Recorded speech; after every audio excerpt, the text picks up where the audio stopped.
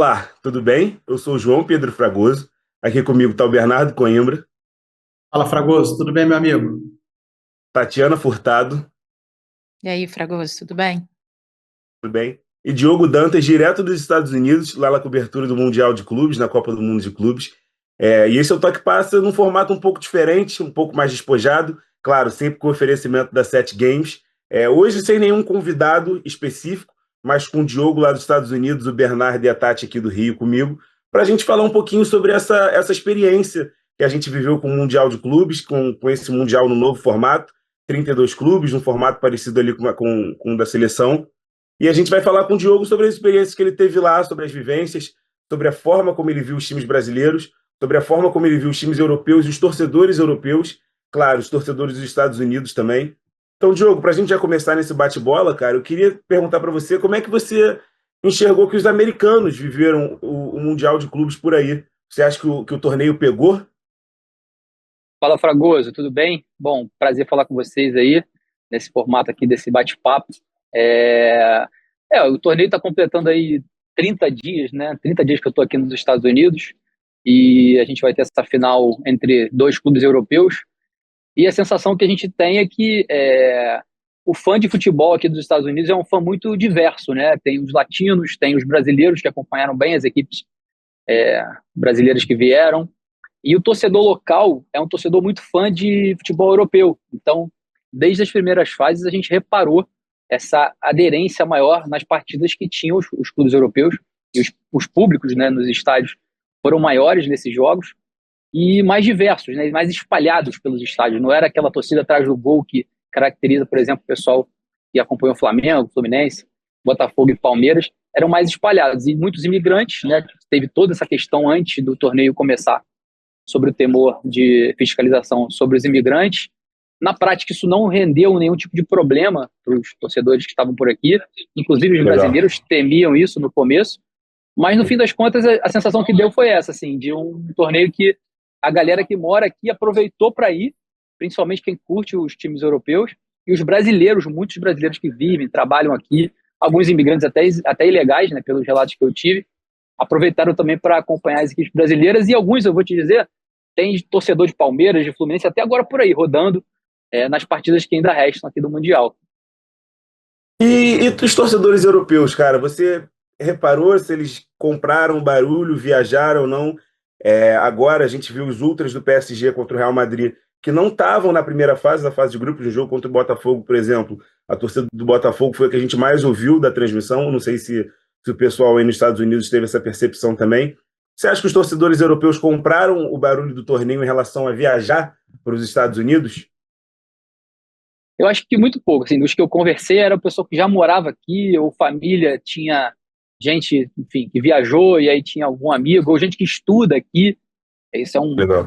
uma parte também que acaba que a galera que vem cursar as universidades, ou até o high school aqui também, teve essa adesão. A galera gosta de futebol, essa geração nova dos Estados Unidos é uma geração que gosta de jogar e acompanha também os times europeus. Então, os europeus que vieram para cá com quem eu falei, era aquela sensação de tô indo de férias lá, vou dar uma olhada, e nessas fases finais pareceu que teve mais um pouco isso, assim, mas sempre muito misturado, assim, como característica cultural até dos Estados Unidos, de ser essa miscigenação toda. Então, muitos latinos. Então, não é um torneio que ficou com uma cara de torneio que a gente costuma ver aqui nos Estados Unidos de NFL ou de NBA, e inclusive que tem também esse intercâmbio de países. A sensação que eles não estavam realmente, como os clubes, tão engajados nesses primeiros momentos, mas conforme a competição foi afunilando, a gente via mais essa coisa de um pouco mais de rivalidade, principalmente nos grandes jogos, e até também dando um pouco de braço a torcer, brincando com os times brasileiros que fizeram frente. Mas é isso, até como os clubes europeus também possuem nas suas formações jogadores sul-americanos ou, enfim, de origem africana, a gente percebe que a galera também tem muita gente que vem torcer pelo jogador, né? Isso é bacana também, é uma coisa que acontece muito em Copa do Mundo, e como esse torneio de clubes acaba abrangendo um mercado consumidor maior, né, mais nacionalidades, a gente vê mais pessoas de mais lugares aqui, e não Sim. necessariamente para curtir um clube, para curtir às vezes o cara que é do país dele.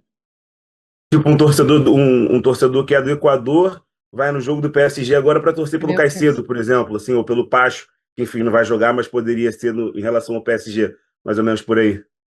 Por aí. A verdade é que o torneio ele ganhou aquele momento, aquele embate Europa-Sul-América, né? Sim. Mas no final, como só sobrou o Fluminense, por exemplo, nesse jogo do Fluminense, tinha muita gente torcendo para o John Arias, da Colômbia, tinha peruano aqui, tinha argentino, tem vários argentinos, né? E um dado aí que desde o início foi divulgado pela FIFA, do torneio todo, os principais jogadores, o número de jogadores maior era de brasileiros, depois era de argentinos, né? Então, se você for olhar na final agora, isso já equilibra um pouco mais, já tem mais português, Uhum. mais francês. Uhum. Então, sim, tinha torcedor do Caicedo por conta do, do Chelsea, é até dúvida para essa final aí, o Caicedo. Então, o Arias atraiu muita coisa, ele até chamou muitos torcedores da América do Sul, né? Ele fez esse discurso. Sim. Então, é uma coisa que ficou muito característica. Não vi uma mobilização da galera da Europa por conta disso, entendeu? Não, o Cole Palmer, assim, é um cara que tem um jovem aí, um jogador valioso, mas não tinha, assim, a torcida organizada do Palmer. O Messi foi o grande personagem, assim, da primeira fase, que arrastou multidão para os estádios, e o Real Madrid, eu diria que foi, em termos de clube, um chamariz muito grande para esse torneio, mas também pareceu um pouco esgotado desse jogo com o PSG. Total. Então, o Vini Júnior, o Mbappé, tinha um estádio muito cheio aqui no Foi o que MetLife. mais vendeu, né? Foi o que Foi o mais clube vendeu no que início. esgotou todos os seus jogos, né? E o PSG, assim, como grande atração de futebol, né? Não necessariamente de marca, de imagem, talvez como Real, mas virou a grande atração de futebol e acho que chegou com justiça a essa decisão. Legal. Acabou sendo um mundial para os imigrantes que moram nos Estados Unidos terem contato com os seus jogadores das seleções, já que eles não veem esses jogadores, né, jogando normalmente. Sim, até para trazer para o dado da torcida nacional nossa, né? Muitos torcedores do Fluminense que moram em algumas cidades próximas aqui, veio muita gente para Nova York, houve uma concentração muito grande do pessoal do Fluminense em Nova York. O pessoal do Flamengo concentrou muito na Filadélfia, mas depois na Flórida, em Orlando, em Miami, tinha muita gente. Então a galera realmente aproveitou para poder ver de perto os times, né? E a logística, de certa forma, desses dois times que você citou e do Palmeiras também facilitou um pouco para essa galera, né? Por estar todo mundo já na Costa Leste, então as cidades eram ali próximas, às vezes você conseguia pegar um trem. Não sei se você chegou a fazer esse deslocamento de trem, acho que sim. Ou às vezes você conseguia ir de carro, também não necessariamente precisaria comprar uma passagem, tipo Nova York e Filadélfia, por exemplo, né? Isso é um dado, inclusive, legal para projetar já para a Copa do Mundo. Assim, quem está pela Costa Leste, até para explicar assim, os clubes tiveram a oportunidade de escolher por um ranqueamento ali, né, onde ficariam, onde fariam seus treinamentos. E alguns clubes escolheram lugares mais próximos aos estádios, outros clubes escolheram lugares às vezes mais distantes, mas mais isolados, caso do Palmeiras, por exemplo. Então, esse fluxo, né, dali da Filadélfia, subindo um pouco para New Jersey, Nova York, então acho que até por isso tem gente do Fluminense e do Palmeiras até agora por aqui, porque às vezes é o pessoal que está por perto, sabe que o estádio da final é aqui em Nova Jersey e foi ficando, ou mora por aqui e tal. Quem estava mais pro lado de lá, no caso do Botafogo, é muito mais complicado, tanto que a galera parou na primeira fase e não acompanhou, às vezes, na segunda fase quem passou, até as oitavas. E os outros clubes não. Só para as oitavas, até a primeira fase só, né? Sim, teve gente do Fluminense chegando agora, essa semana. E gente que foi ficando, mesmo sem o Fluminense aqui, né? Então, mas assim, eu acho que em termos de experiência, me deu a sensação também de que o Mundial ele teve aquele momento ali, talvez até as oitavas, quartas ali, quando tinha essa mobilização de sul-americanos, mas agora já tá com aquela sensação de tipo assim, já deu, tá bom, vamos terminar logo, porque os europeus têm que tirar férias e vamos jogar logo porque a galera quer descansar, entendeu? E até em termos de torcida, não teve você não vê mais aquela mobilização da Times Square, entendeu? De torcida como teve do Esperance, do Marrocos. Então, esse calor humano, fora o calor nos Estados Unidos nesse momento, acho que ele foi se perdendo e é um desafio porque com mais seleções, com mais mobilização de grupos assim vindo para a Copa, talvez isso permaneça e vá se diferenciando, né? Cada grupo vai tendo um momento ali, depois desse boom, que é essa primeira fase de muita gente, a coisa foi, né, dando uma diminuída. O famoso clima de fim de festa, né? Sim, sim, aí acaba que fica a sensação de que acabou um pouco daquela papagaiada, né, como diz o Bernardo, e fica mais o pessoal que aprecia futebol no alto nível, fica a galera que é grupo de estudo da FIFA na parte técnica acompanhando os jogos, assim, é menos partidas, não tem aquela correria tão doida, tirando pra gente jornalista, assim, que tem que estar pra lá e pra cá o tempo todo, mas pro público, pro pessoal da FIFA, pros dirigentes, fica uma coisa um pouco mais amena, e talvez isso até retrate no jogo do PSG, né, de super intensidade, no crescimento do Chelsea, que foi melhorando da primeira para a segunda etapa Total. do torneio, né, e a gente pode ver uma final assim que talvez não tenha tanto fervor ali, aquele frisson todo de torcida em volta, concentração e tudo, como a gente viu nos jogos dos brasileiros, mas em termos de jogo jogado, com certeza vai ser um grande espetáculo. Legal, legal. E cara, você citou um pouquinho da questão da imigração, o clima para receber os torcedores. Enfim, eles não tiveram nenhum problema, os torcedores que viajaram, principalmente dos países da América do Sul, né, que tinham um pouco mais essa questão, ou talvez os torcedores que estavam aí nos Estados Unidos de forma ilegal. Você falou que não tiveram esse problema. Como é que eles foram recebidos nos estádios, assim, por forças de segurança, polícia? Rola um pouco daquele medo por causa dos ICE, né? ICE, que é a polícia da imigração do Trump. Isso tudo foi tranquilo, então? No balanço geral, a gente teve um episódio de torcida do Fluminense tentando, acho que, trocar de setor, invadir o setor, e aí houve uma truculência maior da polícia, não era ICE, era a polícia mesmo.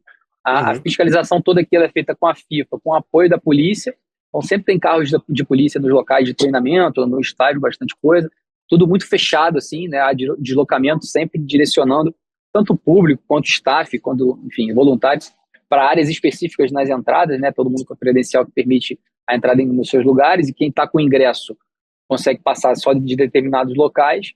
Então, assim, em termos de organização, assim, até ouvi o Felipe Luiz elogiar um pouco antes do Flamengo ser eliminado, em termos de organização, talvez como não teve uma coisa de não foi tantas seleções, não foi tanta mobilização assim quanto esperado, não foi um público que lotou tantos estádios, não tivemos muitos problemas, assim, mas é uma logística complicada, e essa fiscalização ela vem desde a questão do trânsito, sabe, para acesso de carros, só que eles são organizados aqui, assim, nesse aspecto, dá para dizer.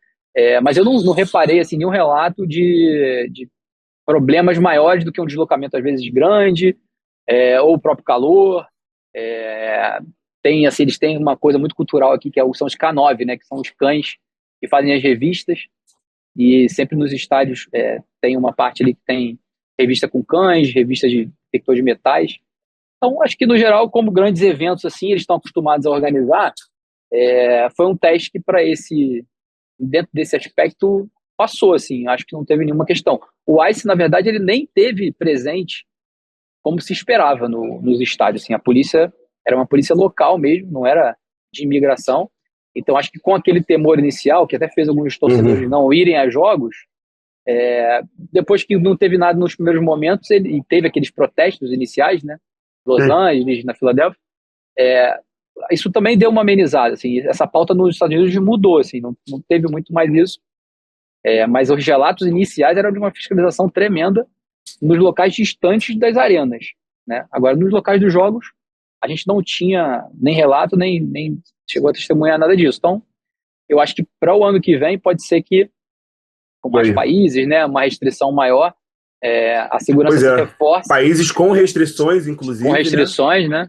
A gente teve um caso ou outro de barrar jogador, né? Não, exatamente. Teve o jogador era do River Plate, ou do Boca Juniors, se eu não me engano. Era do fora Boca. do Mundial. Mas a jogadora era do Boca, mas a questão é que ele já tinha uma passagem pela polícia, alguma coisa assim, e aí foi vetado o visto. Não era nem esse caso que eu ia citar, não. Eu ia citar um caso fora do Mundial de Clubes, que foi o do Calderano. O Calderano aqui o mesa tenista aqui do Brasil, que não pôde entrar nos Estados Unidos por ter viajado para competir em um país com restrição. Então ele teve essa entrada nos Estados Unidos complicada, né? Em Cuba, exatamente. Os antecedentes, né? Isso aí. Mas acho que nessa questão não teve, não. Assim, acho que como nas outras Copas do Mundo, quando você direciona o turista ou quem está trabalhando para o evento, já tem uma mensagem subliminar ali que faz parte da galera do evento. Agora, quem está aqui que sofreu um pouco mais. Em que sentido? Porque já se sabe os locais onde esse pessoal que é imigrante, muitos são ilegais, eles já sabem os locais que tem que fazer essas blitz, entendeu? Entendi. Então, quando houve esse movimento de combate aqui, independente do Mundial, essa galera que era ou brasileiro, ou, enfim, latino em geral, tinha até japonês, enfim, e eles sabiam que esse pessoal estava mobilizado para ir para os jogos, mas eles estavam mobilizados para ir para os jogos, mas o combate não era em função do torneio, era em função da política que eles já tinham estabelecido antes. E aí, quando isso nos jogos, até para não chamar atenção, repercussão internacional não ficar ruim, eles nos jogos não fizeram esse combate, eles fizeram esse combate nas cidades, nos locais de trabalhador ali, e essa galera que está aqui, que mora aqui, queria ir, né, aos jogos.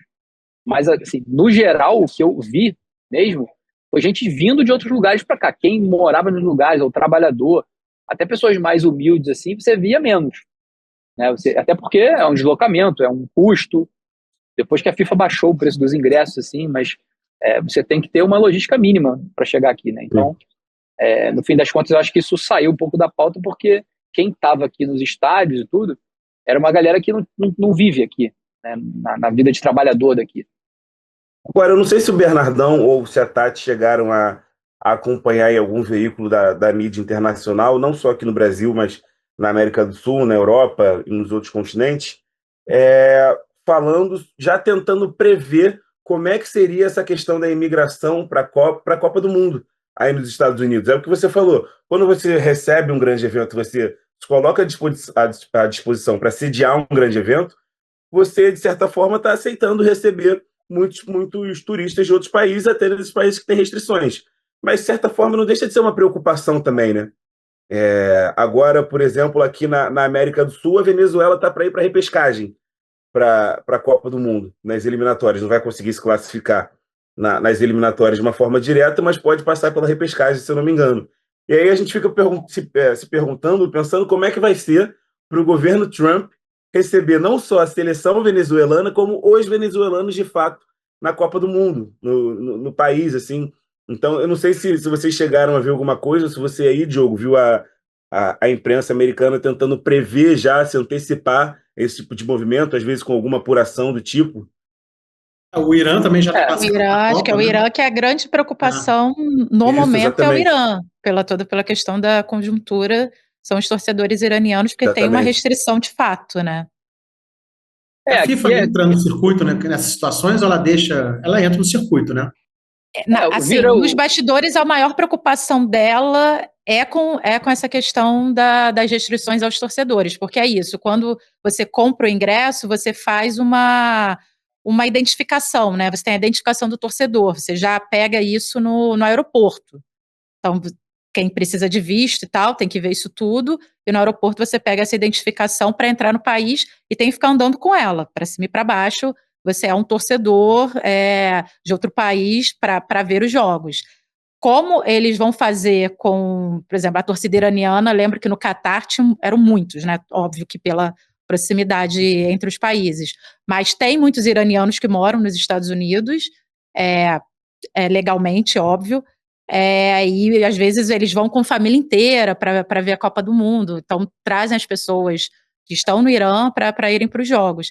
Acho que aí é que vai pegar mais, como que você vai definir, eles vão abrir para jogador, para atleta, eles já falaram que vai ser liberado. Esse caso do Calderano aí, parece que foi um erro de alguém que tinha que ver ali que ele era um atleta, mas tinha que ter tido um tempo maior também para a confederação aqui pedir o visto e tal, então teve uma questão burocrática ali. A gente tem, né, mais um ano aí para cada seleção ver quem são os seus jogadores. E acho que isso não vai ter problema em relação a atleta, mas a grande questão vai ser esses países de Oriente Médio, África, que estão com restrição.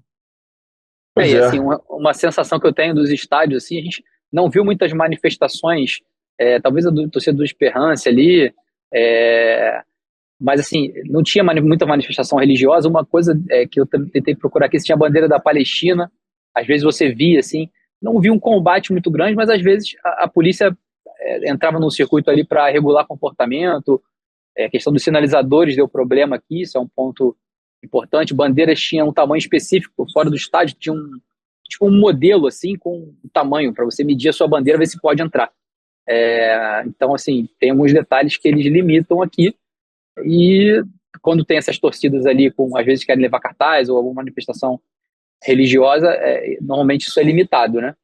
Então, com essa abrangência aí de países aqui, com essas questões políticas e religiosas também envolvidas, fica sempre um clima um pouco mais tenso. Mas não se viu isso aqui nesses momentos. A gente via aqui muita gente de origem árabe, enfim. Mas tranquilos também, circulando tranquilamente. As mulheres com as suas indumentárias lá tradicionais, e nos estádios também, torcidas com crianças, com tudo, os sheiks lá que acompanharam o Al-Hilal e companhia também presente. Então houve essa diversidade nas arquibancadas e nenhum tipo de repressão. E da FIFA em si, como é um pacote muito... Eles colocam tudo dentro ali do que eles organizam e não fica muito a cargo dos governos, né? Teve até um evento do Infantino com o filho do Trump para fazer uma política ali, mas até eu estava entrando uma vez no estádio, por exemplo, e aí o cara que estava ali regulando o trânsito, o motorista foi falar alguma coisa e falou: amigo, quem manda aqui agora é a FIFA. Entendeu? Então, assim, a gente nem vê autoridade, assim. Agora, nesse último treino do PSG, que houve uma blitz maior da polícia com um cachorro farejador para ver as mochilas ali. Mas, no geral, é tudo protocolo FIFA mesmo. Então, desses equipamentos, nos estádios, nos locais de treino, não teve nada, assim, nesse sentido. E nem discursos, né? A gente viu muito distanciamento acho que um pouco tanto da mídia, quanto você não vê, quase difícil achar esses jogos do Mundial na TV, nos Estados Unidos aqui, tem que ficar procurando. Os jornais também falam bem menos. Então, embora tenha essa noção deles aqui, que há um público mais jovem em ascensão que consome futebol, isso não faz parte aqui do dia a dia deles. A gente vê de tudo aqui. A gente não vê... Vira e mexe, a gente pega o transporte aqui, né, de aplicativo. O que está tendo aí no estádio? As pessoas não sabem. Entendeu? Tem o jogo amanhã do Real Madrid. Pô, Real Madrid. Tá. Entendeu? Então, acho que falta essa comunicação local aqui para informar que existe. Tanto isso é um problema que a FIFA vira e mexe, reduziu o preço dos ingressos num sistema que até vale explicar para as pessoas. Às vezes a gente divulgou aí, né? O ingresso era 80, passou a $10. A ferramenta da FIFA de venda de ingresso, ela funciona igual o aplicativo que funciona sob demanda. Se tem muita gente procurando, o ingresso é 80. Se tem pouca gente procurando, o preço ajusta para baixo. Automaticamente, entendeu? Entendi. Então, se está encalhado, vai ser mais barato. E aconteceu algumas vezes do preço estar lá em cima e tá depois, no final das contas, o valor de uma cerveja aqui, mais ou menos. Ou até mais barato, né? O jogo do Fluminense agora, a cerveja aí, que era $13, se eu não me engano, $14, acabou ficando mais cara do que o preço do ingresso no Fluminense. Cara é a passagem, né? Como diria eu. E não tinha nem fanzone? Como, enfim, aqui em Copacabana é capaz de teve mais festa aqui no Brasil do que aí, exatamente, né?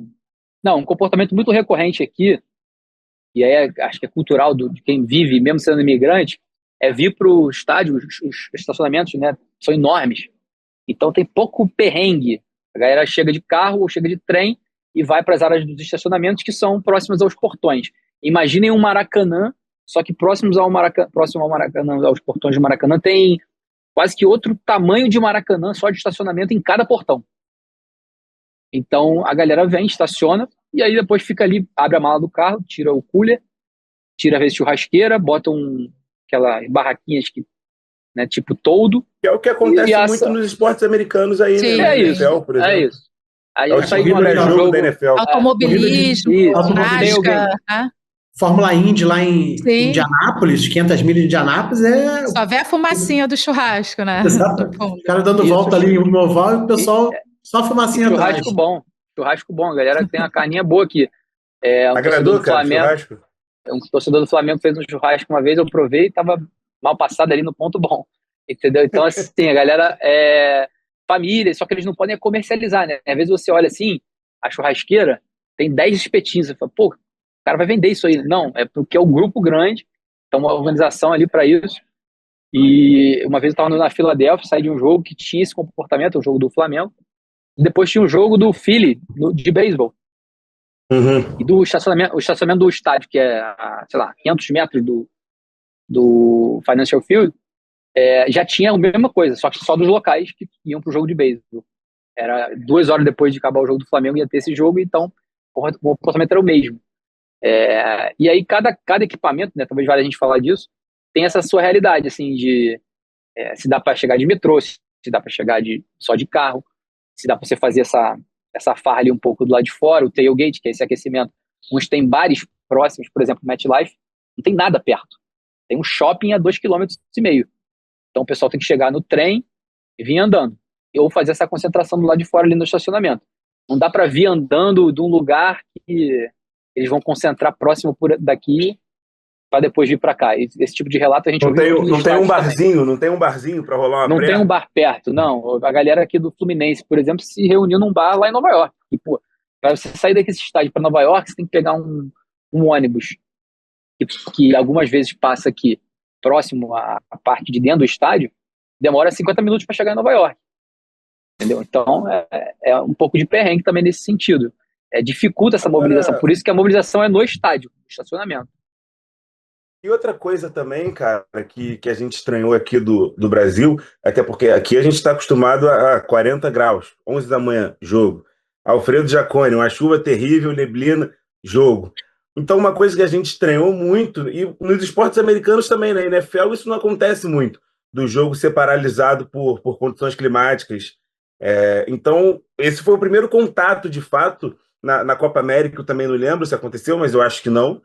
Eu acho que esse foi o primeiro contato do torcedor brasileiro com essa questão de segurança, de cuidado dos Estados Unidos, de parar treino, parar jogo, qualquer coisa que seja, pode ser que aconteça na final, inclusive, de ter o risco ali de raio, de trovão, e paralisar o jogo. Aconteceu isso agora, acho que nas oitavas de final, Benfica e Chelsea, o jogo está vindo já nos acréscimos, o Chelsea ganhando de 1-0. Foi parado aos 40 minutos do segundo tempo. Exatamente. Para o jogo. Voltou 1 hora e jogar quase 2 horas depois. Isso aí.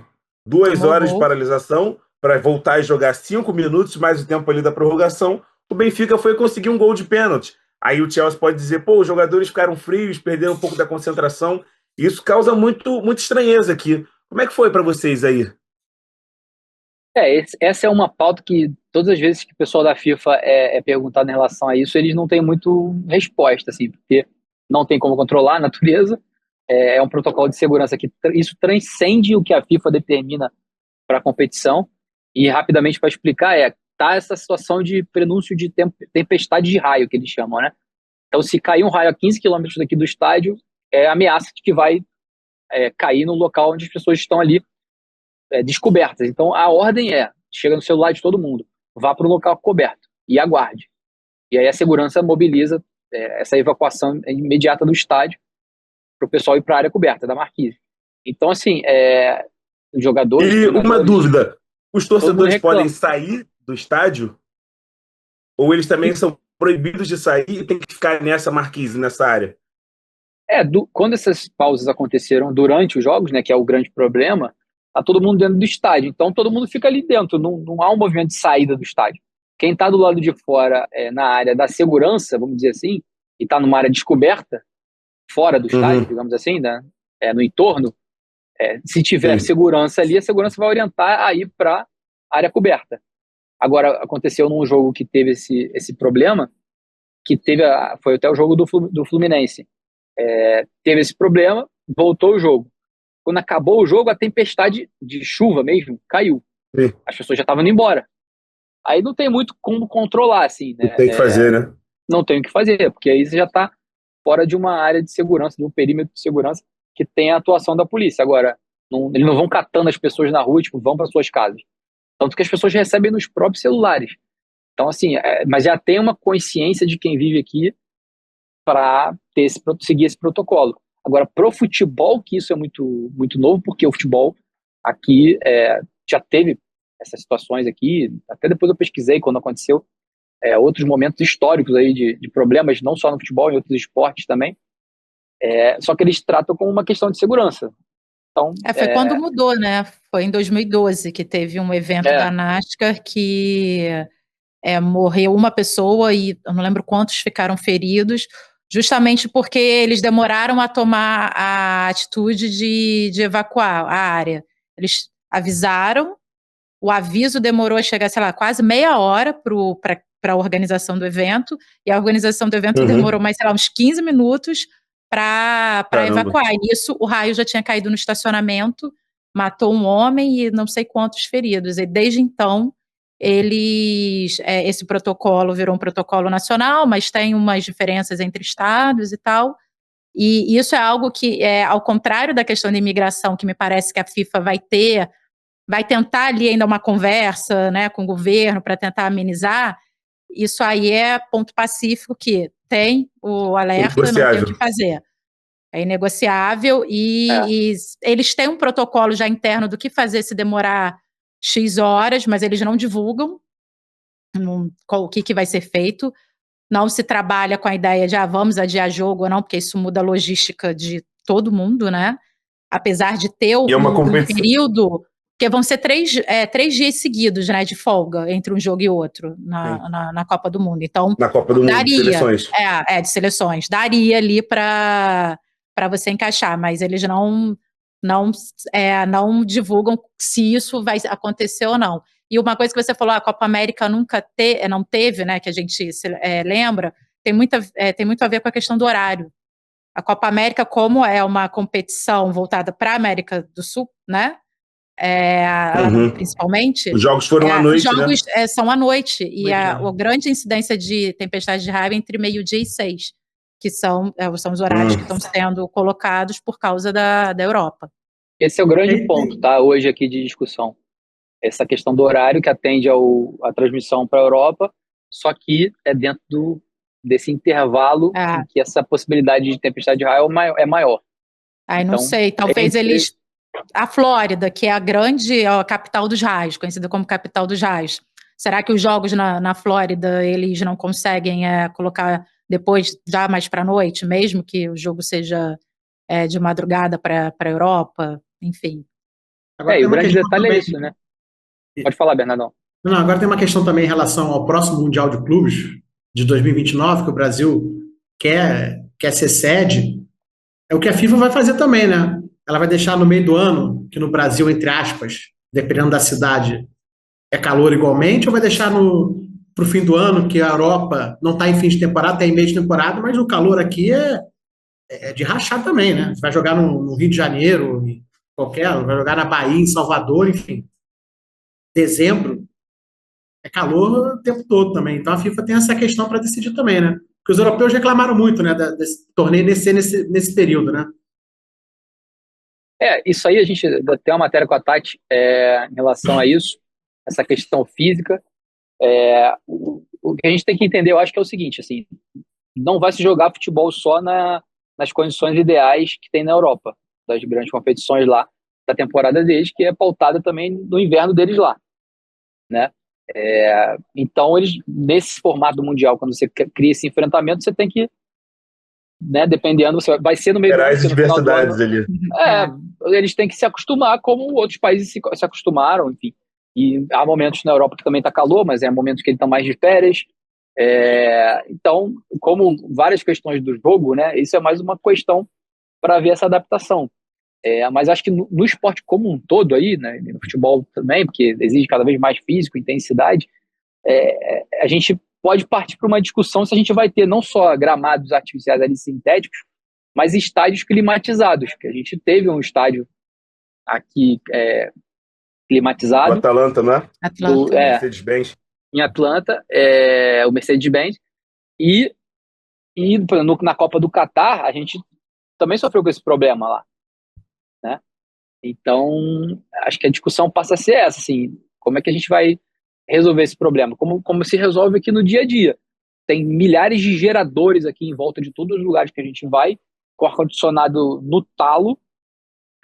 Os carros todos deles aqui são carros, parecem espaçonáveis, os carros que são cedidos para staff ali da equipe, né, dos clubes. A galera vai no ônibus, mas tem muita gente que vai nos carros. E aí são carros que, assim, 8, 12 lugares. Aqueles carros que a Todos roda... enormes, né? Todos enormes, rodam do tamanho de uma mesa, entendeu? E também, e aí continuando ali, criando esse ambiente para quem está no calor, não só de temperatura e sensação térmica elevadíssima, mas aqui é muito úmido, né? Acho que vale também a gente pontuar isso. Diferente do Brasil, que você tem um calor, às vezes, de mais de 40 graus, mas é um pouquinho mais seco, à noite a temperatura dá uma baixada, tem uma amplitude térmica maior. Aqui você está à noite de 30 graus e úmido, com aquela sensação que você está dentro de um micro-ondas.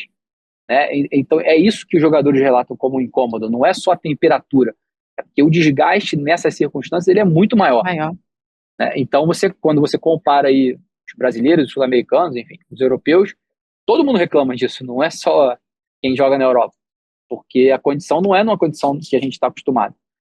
Então, acho que para a FIFA, pensando em Mundial ou no próximo Copa do Mundo de Clubes, sendo no Brasil ou sendo em outro lugar, começar a pensar dentro desse aspecto que vai praticar um jogo ali que vai botar um lugar climatizado, com uma grama mais perfeita, porque o campo é outro ponto que o pessoal reclamou muito aqui, né? Eles falam que a bola não para, a bola quica mais.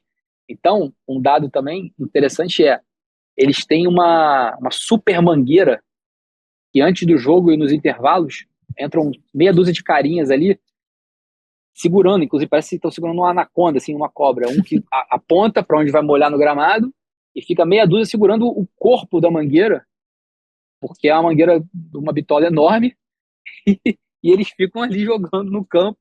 Então tem umas 4 mangueiras dessas por jogo no intervalo e nas pausas, às vezes térmicas, às vezes molha também, porque as críticas sobre o gramado duro, que a bola não rola, fica muito, são enormes. Então, agora mesmo o Maresca, na coletiva antes do jogo, falou sobre isso, né? O problema é o calor, é o campo, o capitão do Chelsea também falou disso. Então, acho que é por isso que eles também já estão desgastados e ainda estão sob essas circunstâncias. Aí, junta uma coisa na outra, né? O horário e tudo. Todos esses pontos aí vão ter que ser ou melhorados ou você criar um ambiente artificial, né? A gente estava brincando aqui na redação de que a solução é fazer pontos corridos, aí cada um joga na sua casa, no melhor época do ano, com 25 graus, gramado ali certinho, aí não tem para saber realmente o que pesa aí. Se eles estão cansados, se a gente que está no meio de temporada está rendendo mais, para tirar aí a prova dos 9. Até entrando nessa questão do desempenho das equipes, assim, no fim das contas, aquelas CNTP, né, que você aprende ali na escola, não tem uma condição normal única, né? Cada lugar vai jogar de um jeito, num momento e tal. Cada corpo é um corpo, cada dinâmica coletiva das equipes também, às vezes, favorece, né, maior ou menor intensidade. Então, acho que isso fica também como debate para a gente a partir de agora, né? Não querer muito comparar banana com laranja, né? E Diogo, enfim, antes de entrar nessa questão do desempenho das equipes, eu queria te perguntar mais sobre os estádios, cara, porque tem alguns estádios que vão ser utilizados na Copa, outros não. O MetLife, que vai ser o estádio da final, né? Vai ser o estádio da final da Copa do Mundo também, do ano que vem, de seleções. Te perguntar suas impressões sobre ele, especificamente, sobre o Mercedes-Benz, que é do Atlanta United, e que também vai ser utilizado, né, que é o único estádio climatizado da Copa do Mundo de Clubes, e outros, enfim, outros estádios que você acha que vale destacar?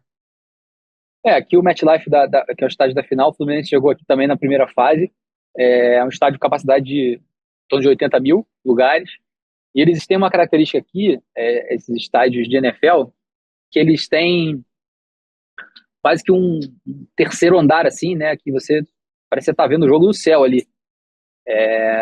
E eu acho que em alguns momentos a FIFA até restringiu um pouco esses lugares lá no alto e fez o upgrade para os torcedores verem o jogo mais de perto do campo. Mas pela procura também, né? Às vezes, quando a procura é baixa, possibilita exato. isso. na NFL, o Jets e o Giants jogam no MetLife. No MetLife. É, Como a procura é muito grande, eles acabam colocando a galera que pode pagar um pouco menos lá em cima, fica vendo só as formiguinhas do campo, né? Na mas Copa você do Mundo. imagina, né? Uma realidade com uma temperatura acima de 30 graus, o cara vê numa área descoberta, lá em cima, o sol rachando, né? Então tem esse aspecto também. E tem poucas áreas cobertas, assim, né? E eu não fui no de Atlanta, que é climatizado. Mas outro estádio que é muito bom e tem a característica parecida com o do MetLife é o da Filadélfia, né? Dos Eagles, onde jogou o Flamengo. Então, eu acho que esses dois estádios, eu destacaria o estádio de Orlando, que foi um estádio bastante usado, numa cidade que estava muito quente. Eu acho que é um estádio que nem é dos principais aqui, né? Dos usados aqui pelos esportes locais, mas é um estádio com uma capacidade muito grande. Só que ele é um pouco mais simples. Estados Unidos tem isso, né? Os caras gostam de tudo muito grande. A gente recebeu o Villani no Talk Pass essa semana também. Ele falou exatamente isso, que os estádios são grandes, as ruas são muito largas, os carros, como você falou, são muito grandes também. Os americanos gostam dessas coisas Muita megalomaníacas, comida. né? Pois é, junk, comida grande. E é isso, assim, no final das contas, eu acho que para a experiência do torcedor, esses estádios, eles têm uma boa capacidade, uma estrutura relativamente boa ali de fluxo, de chegada, tanto de carro quanto a pé, alguns com o metrô próximo, o caso do Financial Field na Filadélfia, tem metrô próximo, outros com trem, que é o caso aqui do MetLife. Então, acho que nesse aspecto você tem uma fluidez boa para o torcedor, tem essa coisa que castiga, que é a temperatura. A gente tem um detalhe aqui que não é para o torcedor, mas é um detalhe que, quando está frio, por exemplo, a área de imprensa ela é dentro como se fosse de um janelão. Então tem estádio que nem abre essa janela, por conta dos jogos quando acontecem no inverno. Fica bem hostil aqui, então a galera fica num conforto térmico nessa parte de dentro. Os camarotes são assim também e tal. Mas para o público em geral, Beleza, hein? pois é muito suscetível ao tempo. Tanto a galera que está acostumada a vir para os jogos no inverno vem casacadona, tem toda uma vestimenta que também é parte da cultura, cachecol e tudo, né? Então, nesse momento, não, o pessoal vem, se puder, vem de sunga, estaria ótimo, entendeu? Botar uns chuveirões, assim, nas arquibancadas, o pessoal pegar, tipo, um sol na laje, o clima aqui é esse, entendeu? Então, o pessoal Aí vira correr, Campeonato Carioca, pô. mas eu vou te falar, a gente às vezes tem mania de dizer que as coisas no Brasil não... Mas tem um pouco desse lugar aqui, até nesses estádios que não são tão grandes, de ser uma coisa um pouco mais simplória. Parece que você tá num churrascão de fim de semana, assim, sabe? De um jogo, sei lá, que é uma pelada lá na ilha, e a galera vai ver, tipo, Al Hilal, o jogo do Al Hilal, assim, umas famílias, assim, não tem aquele componente de torcedor organizado, é um programa, né? E que tem gente que gosta, tem gente que não gosta, tem gente que se adapta, e é um programa que eu digo, assim, eu estava conversando com a Marina Isidro, que é uma colega aqui, que está acompanhando, e ela tá falando, cara, às vezes é um sofrimento para as pessoas, mas quem gosta, o sofrimento faz parte do processo, entendeu? Então, acho que para Faz parte do pacote também, né? Perrengue para chique, Copa, talvez, ali. se você tiver essa preocupação de ter ingressos populares e tudo, não ser uma coisa só para quem pode bancar, eu acho que o pessoal que vive aqui, tanto os imigrantes como o pessoal desse público americano, que talvez na Copa esteja ainda um pouco mais interessado, eu acho que vai haver uma adesão, porque os lugares, eles são lugares para massa, né? A gente está acostumado a ver estádios no Brasil, até os da Copa mesmo, sucateados ali, com às vezes pouca demanda, negociando, clube ou outro negociando o jogo para poder justificar a existência das novas arenas. Cara, aqui é assim, as arenas estão aqui, são usadas, porque tem outros esportes que preenchem elas, então estádio não vai ser problema, né, para a Copa. É só essa questão térmica que eles têm que ajustar, e das tempestades, né? Agora, fora isso, são grandes palcos. O gramado, acho que é um ponto que também pode melhorar um pouco pelo relato dos jogadores, dos treinadores. Agora, para viver essa experiência aqui de torcer num jogo, para quem gosta de futebol, vai ter um pouquinho de sofrimento, de perrengue, mas os estádios são grandiosos, são bonitos, em grandes jogos. A festa da torcida ali ressona bem ali, tem uma acústica boa. Então, acho que isso é um ponto, tirando alguns ajustes, é um ponto alto, assim, que já estava meio pronto, né? Eles utilizaram essa estrutura e assim vai ser, né, para o Mundial do ano que vem. Acho que para a Copa são quatro que têm cobertura, e, se não me engano, um também no Canadá. Isso. E muitos desses que foram jogados no Mundial de Clubes não estão na Copa, né? Exato. A Flórida vai ser só um em Miami. Isso. E agora, cara, para fechar, eu acho que vale a gente falar um pouquinho sobre o desempenho dos times brasileiros de forma geral. Você que acompanhou muito bem, foi em vários jogos, e também as suas previsões para a final. Agora que você viu aí o treino do Chelsea, acompanhou a coletiva. Vamos começar por aí, né? Até depois que a gente fez aqui o jogo do Chelsea, do PSG e do Real Madrid, parece que ficou um super recado aí, né, para todo mundo sobre quão histórico é esse PSG e como o futebol que, de repente, o Barcelona ali do Guardiola encantou e tal, e que hoje a gente está vendo talvez uma coisa parecida, mas um pouco mais objetiva, né, mais reativa, mas no bom sentido, né, na reação a partir do momento que você quer atacar, pressionar, machucar o adversário para recuperar a bola e fazer gol logo, né? Então a gente pode pegar e até ilustrar como eles saem jogando, né? Eles saem jogando dando o chute para a bandeirinha do escanteio, né? Para já amassar os caras ali na saída de bola. Então vira um comportamento quase de ganhar jardas ali, né? De ganhar campo e ser muito efetivo. Então acho que num jogo que é muito mais intenso, às vezes no calor, você pressionar para ser objetivo, mas jogando bonito, né? Jogando com intensidade, com toque de bola, me parece que virou realmente uma coisa a ser a inspirar outras escolas aí de futebol. Os brasileiros em geral parece que se encantaram com essa ideia dentro das suas limitações, né? O Flamengo tentou imitar um pouco, saiu mais cedo do que gostaria. O Fluminense acho que equilibrou um pouco sabendo das suas limitações, defendeu. Foi um meio termo entre a postura do Botafogo contra o PSG e o Flamengo contra o Bayern, né? Isso, Renato, eu acho que foi esse meio termo. De ter conseguido encontrar esse meio termo, esse equilíbrio. Eu acho que o Fluminense, embora tenha uma média de idade alta, conseguiu mobilizar bem o time depois daquele quase tropeço ali contra o Zawa, depois virou a partida. O Ganso saiu do time e não voltou mais, assim, até a informação que a gente tinha aqui, o Renato tinha ficado um pouco na bronca com isso, e não ia muito contar mais com ele para o campeonato, porque tinha encontrado uma maneira de ser mais intenso e ia priorizar isso. Encontrou um formato com 3 zagueiros e foi com ele até onde pôde. E eu acho que o Fluminense a gente pode destacar positivamente, porque não é que só surpreendeu, ele soube entender o que ele podia fazer e até onde ele podia ir, né? Isso que eu achei interessante. Não é que não tentou jogar de igual para igual, ele defendeu como ele podia e atacou como ele podia. Ele não só se defendeu. Então, acho que fica essa lição, assim, né? De saber olhar o que tem de bom, às vezes, no futebol internacional, mas saber o que você consegue fazer com os seus jogadores. Porque as equipes de ponta aí na Europa têm jogadores mais jovens, muito fortes fisicamente, muito, muito rápidos. Então, essa intensidade, essa força que você viu nesses embates entre sul-americanos e europeus, salta aos olhos, assim, essa diferença. Não é só dinheiro, né? O que o dinheiro está comprando? Ele está comprando capacidade física, juventude, força, né?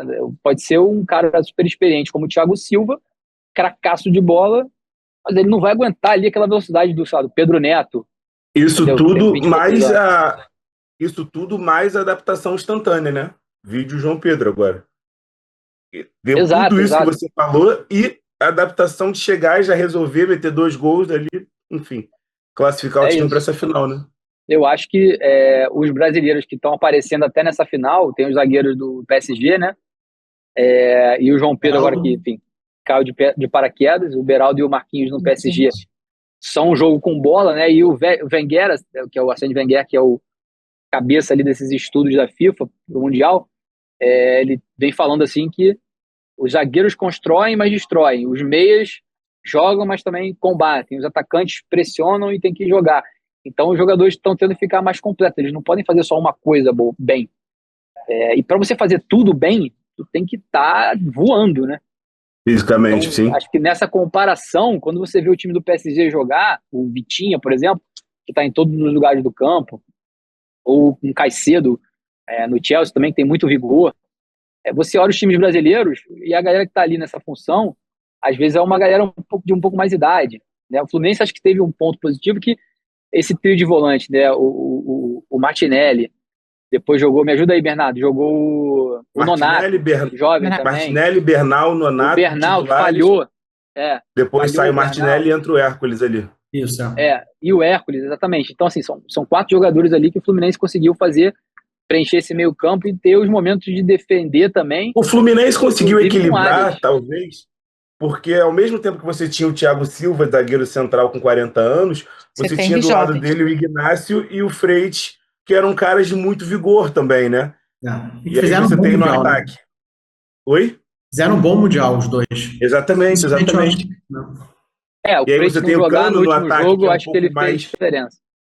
E aí você tem o Cano no ataque, que é um pouco mais prejudicado fisicamente, talvez agora até tá bem, mas você tem o Arias, que é um tanque, né? Então acaba que o Fluminense teve o equilíbrio de várias maneiras, né?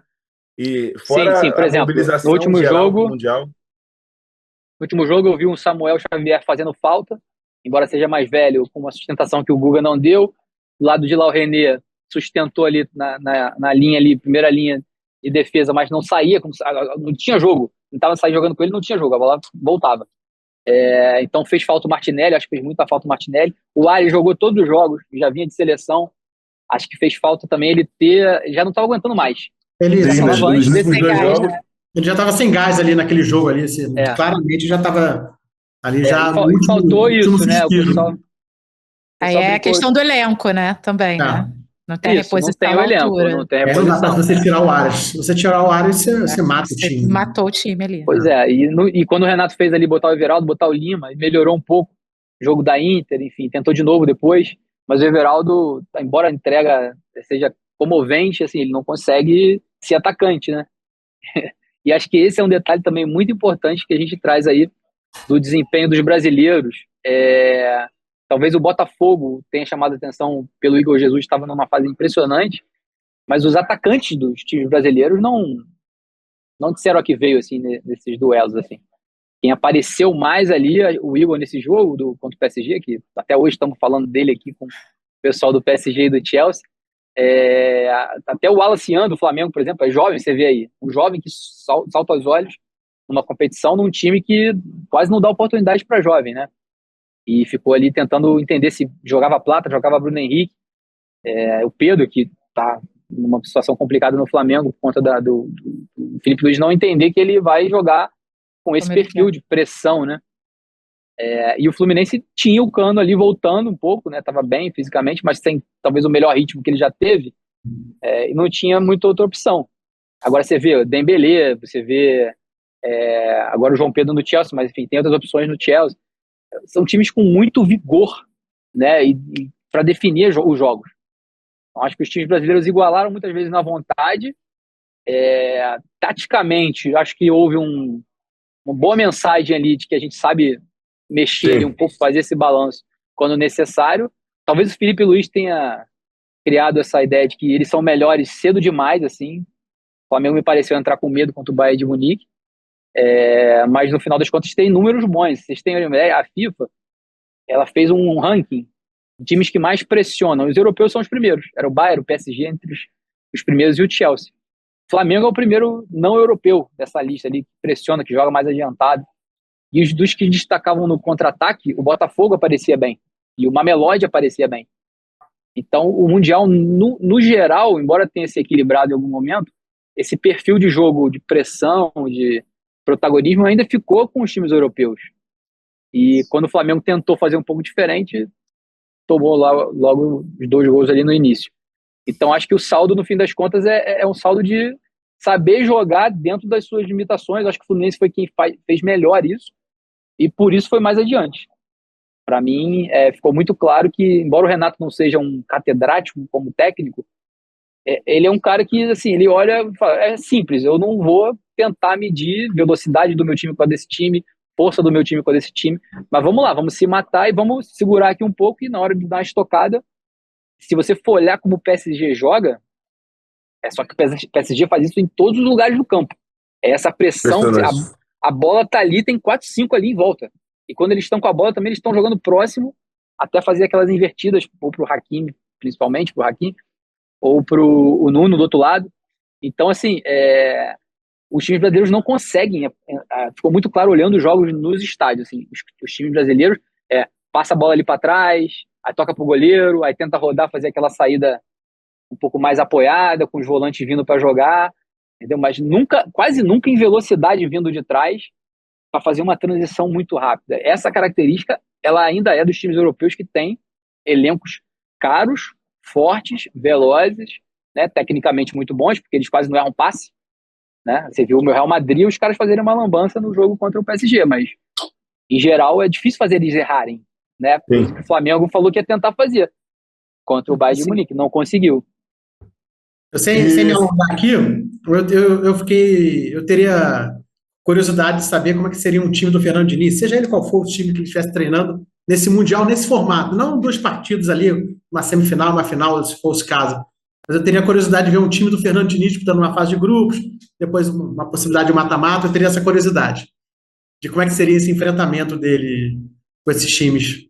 Isso é uma Você acha que em termos curiosidade de ideia se assemelha um pouco mais a isso que a gente está vendo dos melhores times aqui, é isso? Isso, eu acho. Pois é, mas assim, agora, até aquele risco, né? Ele foi assim contra o City, tudo bem que o jogo começou 1-0 pro City, porque o Marcelo entregou aquele lance e saiu um gol com 40 segundos. Mas ele não mudou a maneira de jogar e o jogo terminou 4-0. E isso é uma característica, se vocês forem parar para pensar, dos jogos que a gente viu em algumas partidas aqui, essa coisa do jogo ser resolvido muito rápido. Porque essa pressão ela acontece logo muito cedo quando os caras estão frescos. Então, além de eles serem aviões, eles fazem uma pressão alucinante no começo e resolvem jogos em 10 minutos. Depois ele administra. No calor, aí fica com essa sensação de que o outro time está chegando, mas na verdade não, eles estão administrando. O Flamengo e Bayern foi um pouco disso, né? Flamengo e Bayern, até o PSG Real ontem, o Real joga com 3 atacantes ali, ficam, tirando o Gonçalo ali, os outros ficavam olhando. Os caras, quando saíam, passavam essa primeira linha, cara, era uma loucura. E o Real todo espaçado, ele não fazia como faziam os times brasileiros. O que o Fluminense fez? Não, eu vou sair na boa, mas aí voltava logo, fazia ali um chamado bloco médio de marcação ali, ficava ali plantado 2 ônibus na frente da área. Depois saía, tentava a bola no Ares e quando podia, tentava no lateral. Mas normalmente nem isso, né? O Flamengo acho que conseguiu fazer esse jogo de transição um pouco melhor, porque tinha zagueiros construtores ali, que conseguiam esticar uma bola e tal. O Gerson jogou bem, acho que foi um destaque do torneio pelos times brasileiros. Agora, é isso, os atacantes mesmo para você. O Pedro Neto, cara, tem um lance com o Guga desse jogo ali, que ele faz ali aquele corte, cara, o campo todo livre para ele. O lance do Wesley, que o Flamengo erra também contra o Chelsea, a mesma coisa. Então, quando você tem esses jogadores, se vocês forem pensar em pautas depois também, né? Esses são os jogadores mais valorizados do mundo hoje, né? Esses pontas que têm a capacidade ali de associação de jogo, mas que alargam o campo demais. Os 2 pontos do PSG é a mesma coisa, eles ficam ali parados na beirada do lateral, pisando na linha lateral, e quando tem o apoio dos laterais, é um Deus nos acuda. Entendeu? Agora, isso a gente... e aí talvez os treinadores brasileiros vão falar, talvez isso não seja tanta novidade, a gente já tenha visto em outros momentos, ou o Diniz, ou enfim, outros treinadores mais da antiga, assim, eu acho que o detalhe é isso, como isso é feito hoje por jogadores cada vez mais novos, e com capacidade física impressionante, né? Então, para os brasileiros chegarem nesse nível,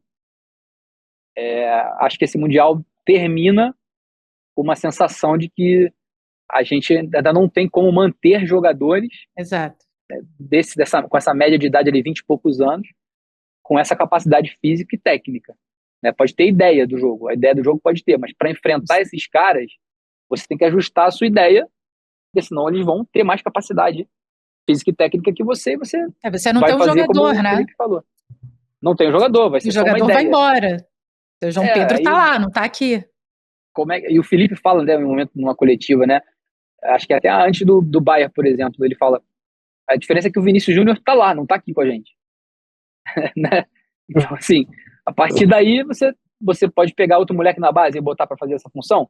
Isso é uma coisa que eu me pergunto, assim, então não é melhor, se é pra gente botar de frente quem tem mais gás, pelo menos ter um pouco mais de juventude, como fez o Fluminense ali com esses volantes, como fez um pouco o Palmeiras também, que tem investido num time não só de brasileiros, mas de sul-americanos mais novo. Não foi bem o Palmeiras, acho que dos 4 foi o que mais decepcionou mesmo, porque o que joga aqui na Sul-América, acho que é melhor do que o que apresentou aqui, mas tem uma média de idade razoável, né? Tem jogadores intensos. Então acho que tô curioso para ver a volta do Brasileirão aí, como é que vai ficar depois dessa temperatura que o Mundial deu, porque o Flamengo já tem cobrança, né? O Fluminense está chegando aí nos braços da galera e o Botafogo mudou tudo. Então, no final das contas, acho que cada um vai também tomar as suas decisões a partir do que se viu aqui, né? Diogo Dantas, para fechar, palpite para PSG e Chelsea. Ou seja, quem vai ser campeão mundial? Botafogo ou Flamengo? Cara, vocês sabem que até agora mesmo o Maresca estava falando de Botafogo, de Fluminense, que o Fluminense fez frente com a Inter. Citou o Botafogo em relação ao PSG.